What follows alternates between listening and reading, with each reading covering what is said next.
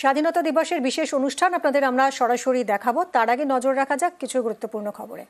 পূর্ব বর্ধমানের সরকারি স্কুল, এই স্কুল রবিবার খোলা, সোমবার বন্ধ। আর এর পিছনে রয়েছে ব্রিটিশদের বিরুদ্ধে লড়াইয়ের ইতিহাস।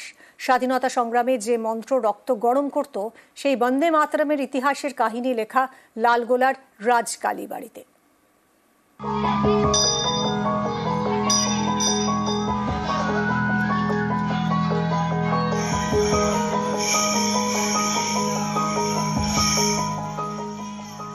মুর্শিদাবাদের লালগোলায় রাজ কালীবাড়ি, নামে কালীবাড়ি, গায়ে ইতিহাস। এই কালীবাড়ি চত্বরে আসা যাওয়া ছিল বঙ্কিমচন্দ্র চট্টোপাধ্যায়ের। মন্দির চত্বরের একটি ঘরে বসেই ব্রিটিশদের বিরুদ্ধে কলম ধরেছিলেন। এই দেখুন, এই সেই ঘর। এ ঘরে স্বাধীনতা সংগ্রামের ইতিহাসের কাহিনী, সাহিত্য সম্রাটের স্মৃতি। তিনি লেখালেখি করতেন, তার সমস্ত কিছু সাহিত্য কাজ করতেন, সাহিত্যকর্ম। আর সামনেই ছিল, ঠিক তার সামনেই ছিল মায়ের মূর্তি। মায়ের মূর্তিটি অদ্ভুত, শেকল দিয়ে বাঁধা, হাত দুটি এইভাবে করবদ্ধ। এই মূর্তিকে তিনি ভারত মাতা বা বঙ্গমাতার সঙ্গে তুলনা করেছিলেন এবং এখানে বসে, এখানে দাঁড়িয়ে থেকে, এই মায়ের মূর্তির পদতলে থেকে তিনি বন্দে মাতরমের প্রথম দুটো স্তবক রচনা করেছিলেন।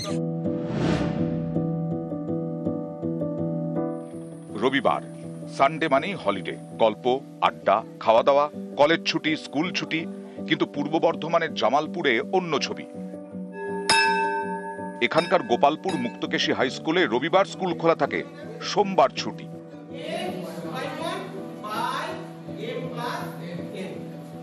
জামালপুরের এই স্কুল তৈরি হয় 100 বছরেরও আগে, 1922-এ।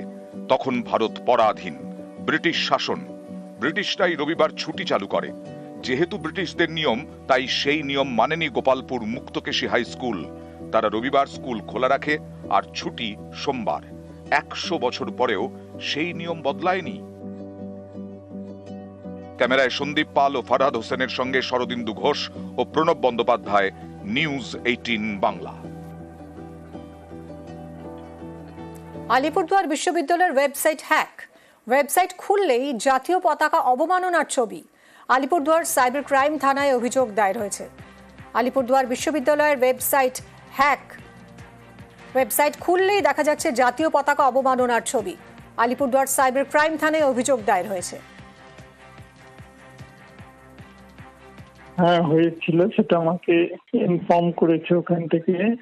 আর আমাদের আলিপুরদুয়ারের যে সাইবার ক্রাইম ডিপার্টমেন্ট, ওদের ইমিডিয়েট ইনফর্ম করা হয়েছে। ওরা সঙ্গে সঙ্গে সেটা হ্যান্ডেল করে ওগুলো ডিলিট করে দিয়েছে। আর কিভাবে কি হলো সেটা ওরা ইনকোয়ারি করে দেখবে বলেছে।